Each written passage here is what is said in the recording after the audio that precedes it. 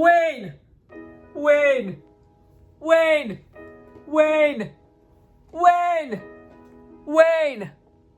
Wayne, please answer that man so he can stop calling your damn name.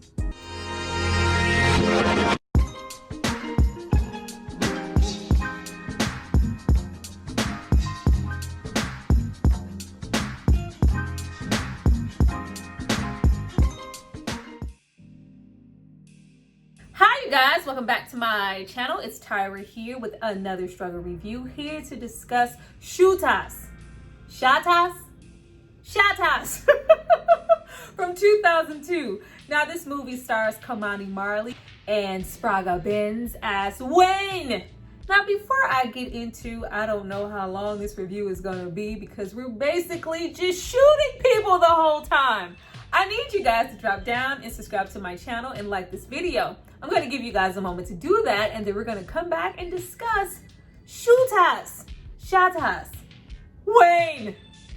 Everybody. Go back.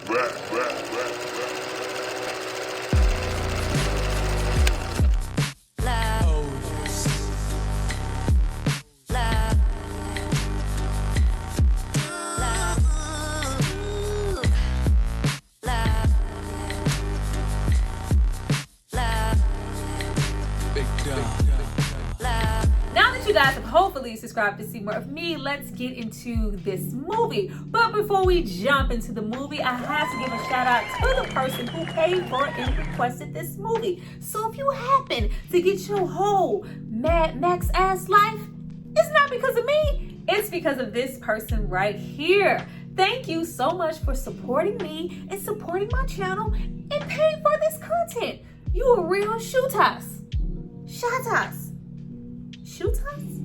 Now, getting into this movie, this is my first time watching this film ever in life. This is a Jamaican crime film, and it is directed, written, and produced all by the same person, a Mr. Cess Silvera. He's also done the movies Overtown and GED, which I have also never seen yet. But the star, however, Ky-Mani Marley, one of many of Bob Marley's children. I sure thought this was the one that had Lauryn Hill going through the motion, having them kids, care for me, on X Factor and whatnot. This was not him. This was a face that I recognized but couldn't place at the moment until I went to look at his filmography and realized that he also starred in One Love with Idris Elba, a movie I vaguely remember watching on repeat. And I can say the same for Spragga Benz. I did not, recognize him right away, but I could place his face from watching Brooklyn Babylon. Like, y'all remember Brooklyn Babylon starring Black Thought that was in heavy rotation on MTV back in the day? I do. We are getting old.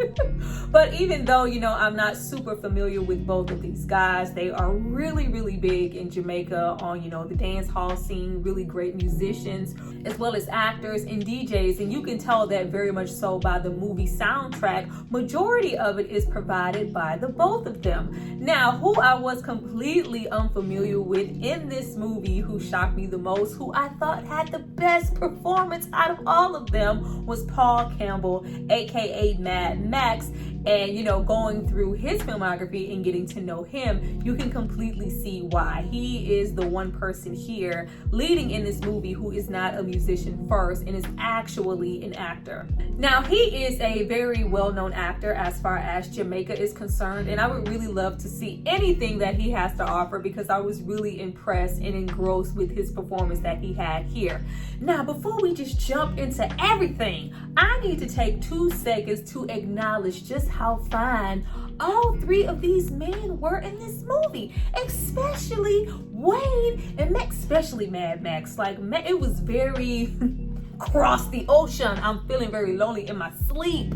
I'm on the phone. I want to talk to my baby. I was about to be real patcher over here, real come test me now, come chat about. It was about to be outside. It was about to be outside. Now, as soon as the movie starts, it pulls you in immediately with that good old throwback now, that Damian Marley, welcome to Jam Rock. You gotta make that Rastafari stands and welcome. You gotta make that Mr. Loverman Shabba. You gotta make that Mr. Lover. You gotta make that, it's probably just me making that face. you see that we are working our way back. We do, meet some characters getting shot in the beginning. I absolutely hate when movies start there because we like kind of know what we're anticipating in the end, but it's okay. As soon as we get into Little Biggs and Lil Wayne, you very much see why this is in the 10 top, hood movies to watch or to have seen, because you get that reminiscence of, movies like Boys in the Hood, movies like Belly, City of God. You meet two little men who have nothing, and there's just such a sense of desperation to get something by any means necessary.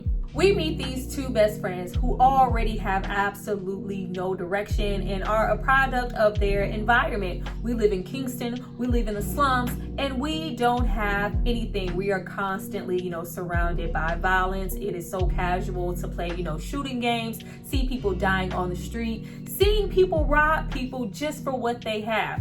That's what I want to do. I need a quick come up. Yes, we do have, the casual truck driver who is, making an honest living. Yes, I do have my auntie who yell Elroy and call me lazy fat boy. But bottom line, I don't have any shoes on my feet. Like, it's really, sad to see that it started off this young. Why this casual ass truck driver decided to flash all his money on the Kingston streets, I have no clue. Out of your goddamn mind. But they plot already at that young age to do what they gotta do, rob somebody. They start off super early already being a couple of menace to society. They are so fearless. They have no fear of any repercussions, any arrests. Roll up, take this man's money and shoot him without a second thought, like just straight up ruthless. Now, it's not lost on me either that neither one of these boys have any real parental structure, and the both of them do not know their fathers. But Biggs has every single intention of getting out while he still can. He sees America as the place to, flourish and be, and that's where his mother is, wanting that visa connection to go out and live with her, not realizing that his mother may have left him behind because she did not have, or maybe didn't even want the means to take care of him. A lot of people in those predicaments, they go to America to find jobs, to maybe send money back. So maybe when he got there, it was not the land of opportunities that he thought it would be, leaving Biggs to lean even more into that lifestyle once he got to Miami, because he still didn't have any real opportunities. I mean, we could have created some, but this is all we know, leaving Wayne behind to meet up with him many years later. Now, what this movie lacks in production, budget, acting, character development, hell, just me understanding everything that's being said, it makes up for it in atmosphere and just character. This movie has a whole bunch of character. I don't know if it's just the accents, pushing it further along, but there are so many moments here that will crack you up that I know probably weren't intended to, when we get shit like carjacking, extortion, all types of fuckery, me be on your ass. Like, what, sir? Once we have Biggs go back to Jamaica and catch up with Wayne, who was deported years ago, as well as Max, he is absolutely running everything that moves in Jamaica. Everybody here is a bad man. Everybody in the crew is horrible. These are some terrible dudes. Like, when I saw that this movie was called, Shottas, I was like, that's what. No, we are literally extorting and shooting everything that moves. If you cannot pay up, if you are not down with what we are trying to do, male, female, whomever, you are getting shot. Like every single person here is a shotta. Every single person at any given moment on screen has a gun and is shooting on sight. It's just constant gunfire. I did not expect that. But when we weren't shooting anybody, we did attempt to flesh out our characters and flesh out our story. They do inform us with just enough information to let us know that Wayne and Biggs are extremely smart, extremely savvy. If they were to exhaust their efforts in anything in the world, they would probably succeed, but we are just choosing to do this because this is all we know. Now, what I didn't understand was the writing and the execution, or more so the evolution of Biggs' character throughout the movie. how he was acting, I was gearing up for him to be the, oh, you know, let's go on and live righteous. We can leave all of this behind us and, you know, do something more productive with our time and our money. Let's, you know, go legit. I don't want to lose my brothers type shit.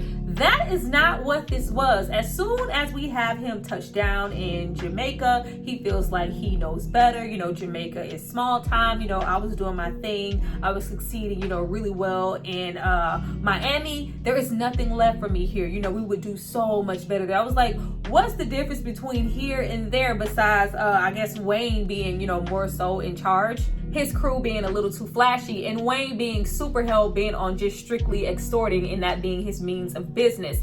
But the movie projects Biggs to be so much better than this because, like, oh, y'all just running up on niggas, shooting people. I just don't, like, you ain't never shot nobody. Like I'm better than this whole situation because I ain't never shot nobody who didn't have it coming. Like, I'm not trying to extort. I'm trying to extort and rob people, you know, like drug dealers and shit. I'm better than all of this. This is too much. Everybody is corrupt. You can't trust any policeman, any politicians. You might think they're in your pocket, but at the end of the day, your life is in danger. This is no way to live. We need to go to Miami. Like, and yet and still, when you go anywhere, the lifestyle that you're living, you're gonna always be in jeopardy. Somebody's always gonna be coming for you, coming for your pocket, coming for the top spot, whether it's a corrupt policeman, corrupt politician, or a drug dealer that wants what you have. Like, it's give and take. But, you know, he had the perception of, I was prom queen of, you know, King High School. This is beneath me. Like, we need to go to Miami. All right, if you want to be in charge, just say that. Yet again, we unintentionally have this movie coming through with the goddamn comedy. Mr. Anderson should have been in the movie a little bit more because he was funny as shit. Wayne, I need you to come to my office, Wayne. Like, I need Mr. Wayne to be permanently eradicated. Like, I'm outside your goddamn window. Wayne, like, so freaking funny. Even when we have shit that's supposed to be serious, like, oh, Wayne, somebody killed Blanca. Oh, who killed my little brother? Like, what is happening? But of course, we know Wayne was not leaving without a bang. Mr. Anderson ass had to go before we left and went to Miami. The way he was finessed and just had the lack of precision and power to peep. Once you give them the visas, your ass is just got like all the control that Wayne had. Wayne was freaking ridiculous. We kidnapping secretaries. We being bad man. We talking shit over the phone. Like, the fact that I didn't understand, like, about 50% of the shit that was just being said, and with their voice, like that good old Jamaican patois, all I fucking heard, yeah, I'm like, you gotta walk like a champion, talk like a champion, want a piece of money, girl, tell me where you get it from, up on your interest. Hey, I was just shabba-ranks over, you know, I didn't know what the hell was happening. We constantly have Wayne, Biggs, not Max, because he don't say much, going the fuck off. All I constantly hear is what you want and what you need. Working for that dollar bill. It's hard to see the old step mill is grinding slow but grinding still. I was dancing, having a good ass time, and there wasn't no music playing. And that's one of the things that comes along with this movie. The soundtrack was popping. Did I know every single song here? Absolutely not. But from Miami to Jamaica, you get different vibes at different times. Sometimes the movie is there's a natural mystic blowing through the air. Sometimes it slows down and gives you that. And then other times we get, 6 million ways to die. Choose one. Watch the movie. Now, once we get over to Miami, the way that just the three of them are able to become top-ranking, top Shottas overnight, goddammit. Like, they are rolling up on everybody, taking over, extorting, stealing. Most of all, we are introduced to Lennox, Louie Rankin, Jamaican ass royalty, R.I.P. to him. Who wanna rock with me to kill people for fun? Not here. He wasn't killing nobody for fun here. He is a completely different character, even though he is very much so in charge of his little gang. The way that Biggs was just able to roll up on him, hold him at gunpoint. Like, what the hell? What is all this gang at the table for if can't nobody protect you? You let 3 random niggas roll up on all 12 of y'all at this table, extort you, threaten you and take your fucking pinky ring? Like, what kind of gang is this? That's what happens when you are not sitting at a table full of top Shottas, because 3 of them rolled up on your ass way too easily. You should have at least had you 1 win or 1 goddamn Mad Max, because that is a psycho serial killer in the making. The body count was high. He was having a good ass time, smoking cigarettes with hands, like crazy.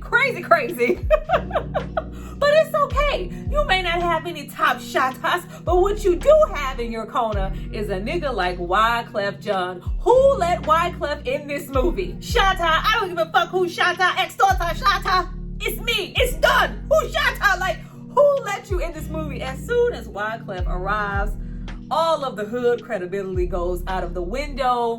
Where did the acting go? It is just so freaking comical. Someone please call 911. Tell them I just got shut down. Tell my mommy.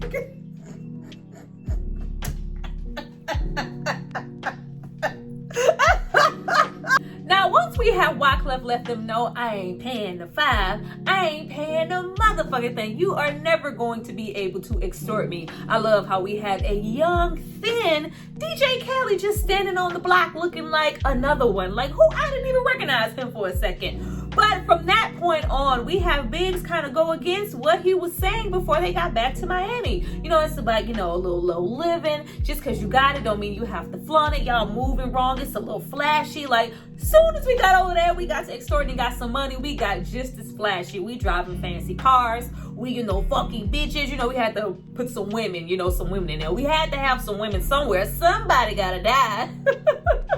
We having sex with all these women. We spending money on jewels. We are extra flashy, dropping cash on houses, arriving to parties and fucking jets. Like, what's low key about that?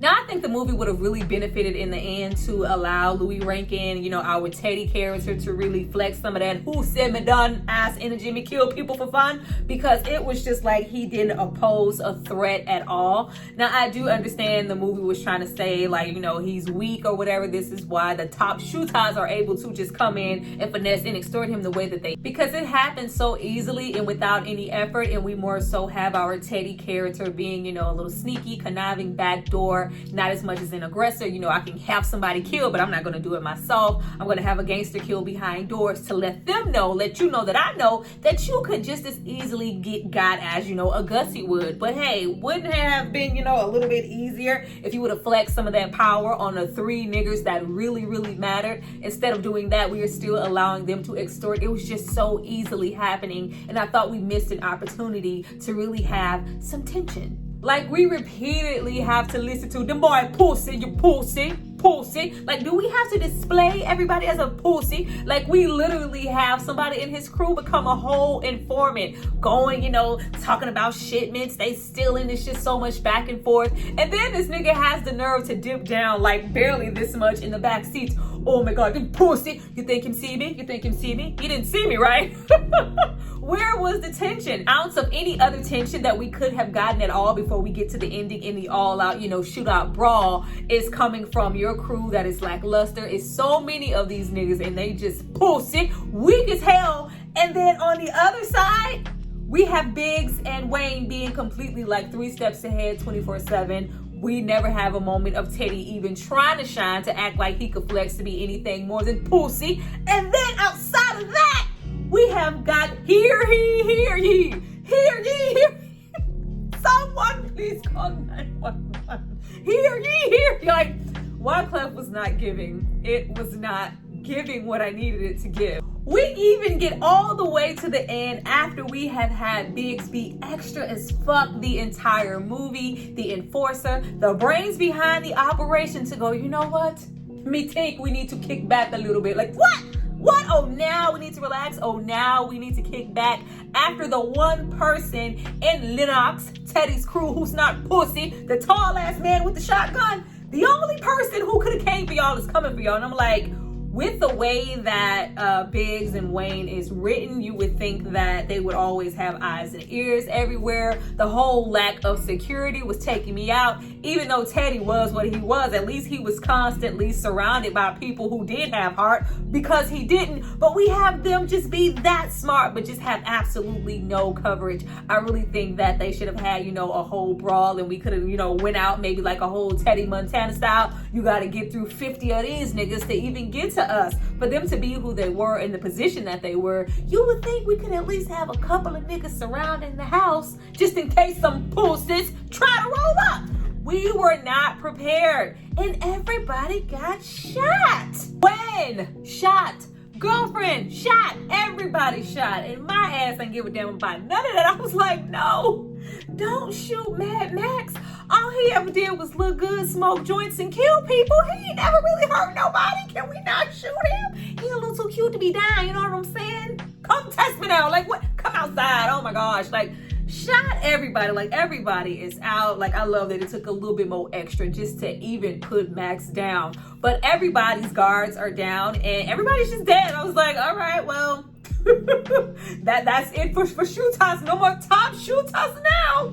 But we have the ending come, and he, dropped Max off at the hospital. That's, kind of inconclusive, but I do feel like he ended up dying, and he was just so tired and so ready to go. He was really a whole menace to society. Had his little old dog ass dress, like he was prepared to go any day now. I don't give a damn. But we end off with Biggs being that sole survivor. Let these hood gangster movies be a lesson to all you people out there. Always go back to check everybody's pulse and make sure everybody is dead, because if one random nigga is still alive, there's still one top shotter left to come and take out your organization yet again, extort all your money to no end. We have Biggs pretty much end off the same way that Wayne ended off when they left Jamaica in the first place, with, give me this and I'll let you live. He hands over all his money like the pussy that he is and gets shot for it.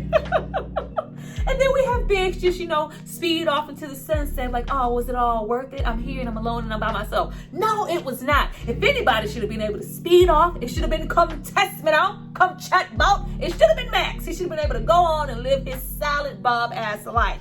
But that's just my opinion.